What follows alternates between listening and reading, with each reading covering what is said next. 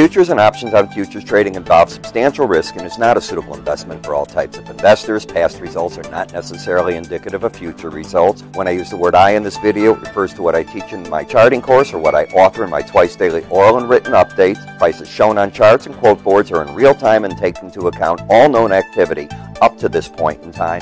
And if you'd like to read more of this disclaimer, simply hit the pause key on your video player.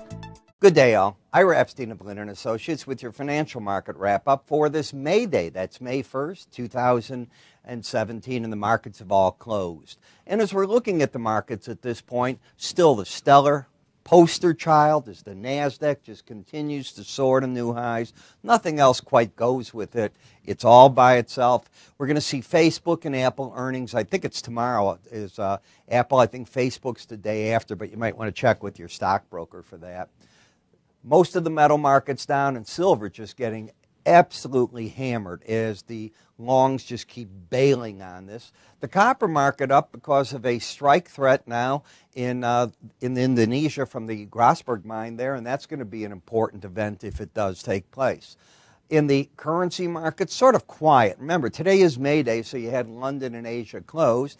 And we are, again, weak in all of the energy markets. And with the bad weather that we had, you saw an explosion in the wheat market that corn went with it, and then it dragged a bit, the beans and the meal. Yeah, the crop production reports after the close, but I don't think that they're even important to look at. It's the weather that happened over the weekend, because whatever's planted might have to be replanted in areas, and you've got to wait and see what that's going to mean in the morning.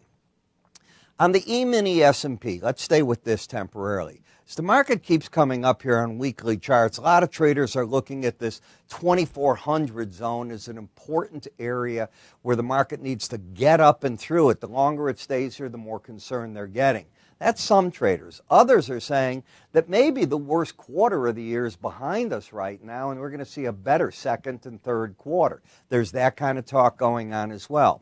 In terms of the chart action, you're still in an upthrust on a closing basis. Can't get away from that. In fact, today you closed at 2386. I don't have the exact close, but I think it's around 2386.90. There's still a breakaway gap on the chart. Now, does it get filled is going to be the big question. You had today an outside day up. Why up? Because you closed higher. You took out Friday's lows and high and closed higher on the day. If today's lows are taken out, I would not be of the surprise that the market from that point tries to get into this area and fill the gap. The key is for the bulls to not let that happen, and it's not that much of a burden on them at this point because they have the market in an uptrend, higher lows, higher highs. Prices are well over the 18-day average of closes, but to get back to that number, and I'm not saying it has to, but if it did, it would fill that gap in the chart at this point. The Bollinger Band is back up here where we've been before. It's at 2394, let's call it 90, but the market doesn't trade in 90, so we're going to see, it's 90 and a fraction, so we're going to have to wait and see just what that all turns out to be. Should be pretty interesting, though, as you get there. Remember, we trade quarter-point increments here. If you're looking at the S&P in terms of the momentum, you're overbought, but it is pointing higher. So there's an uptrend back into resistance that is overbought.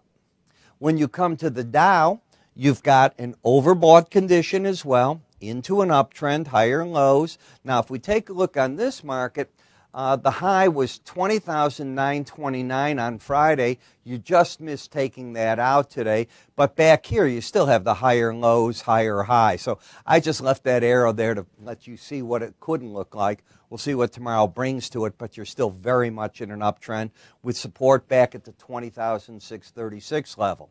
The NASDAQ just keeps climbing on the upper Bollinger Band, which is bullish, with an embedded reading now, which is even more bullish. Nothing turning this trend at this point off at all. The Russell has stalled. The market has joined both the Dow and the S&P in overbought condition, but in an uptrend with higher lows and higher highs. A lot of support back at 1378, but to get there, you'd have to break pretty hard. In the VIX, you closed today at 1011. Now, this is under all the most recent lows. There's nothing on the chart that says why not go to the lower Bollinger Band at 917. To break this downtrend, you'd have to get back over 1108.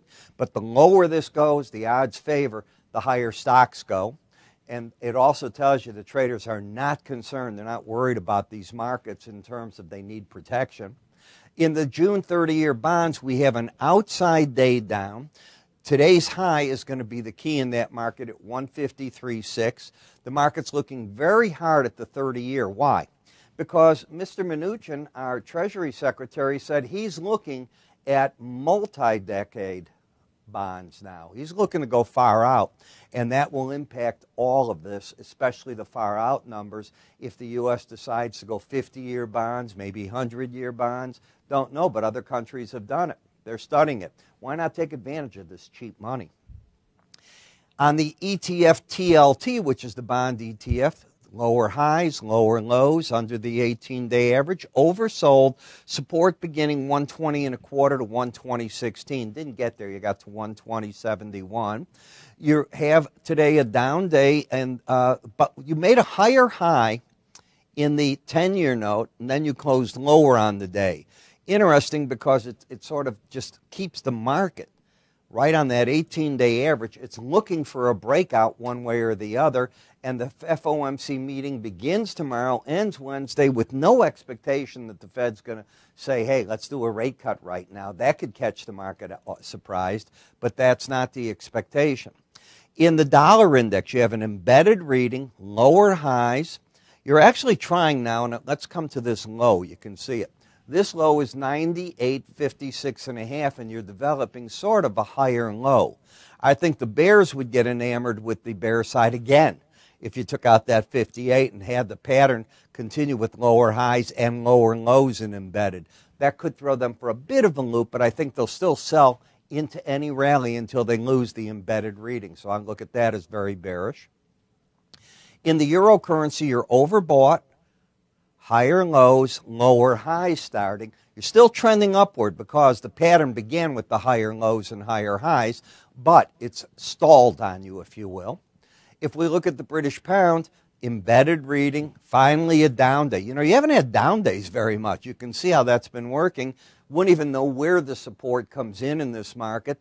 Now Brits are starting to get attacked by the EU, be it their banking sector and so on. It's going to get uglier before it gets pretty, and that's going to be the problem. As you saw over the weekend, if you keep up with this, Mr. Juncker and Ms. May had a not good dinner, and he's the head of the EU, and it's not pretty. These negotiations, I do not think, are going to go smooth at all. In the June Japanese yen, you've got a pattern of lower highs, lower lows, still breaking down. Look for support around 89.17. And in the crude oil, market's still breaking down. The market is just looking in defiance at what everybody's doing in their words of production cuts. And then they turn around and they said, wait a minute, Libya's back up to 736,000 barrels a day. They had nothing just moments ago.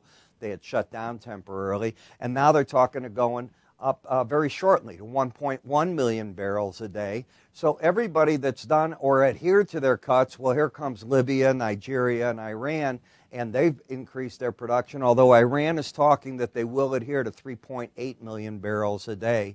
But what if these countries don't adhere to it? I said to that on Fox. What if they just said, to the heck with it? If it turns into a free-for-all, this is going to be a high price. That's my point. In the gasoline, you just keep letting loose to the downside because we keep getting imported gasoline into the U.S., and that's going to keep pressure on everything. Last, natural gas, big outside day down. The market's just now looking at that funny part of the year, and I've mentioned this before. Sometimes you get a little cold, sometimes a little warm, but we don't have anything consistent, and the draw on this isn't big at this point. All right, let's talk about my research. You know, in the mornings, I start my traders off with a cup of coffee, ideally, and then we start going through 40 charts at a time where I'm throwing out what I think you should buy and sell. Completely unique, different than what I write at night sometimes, because I get to see what the pros are doing in the morning, how the markets have set up. And the idea here, and all of this is about an idea. Can I say something that maybe helps you make a trade you wanted to make anyways?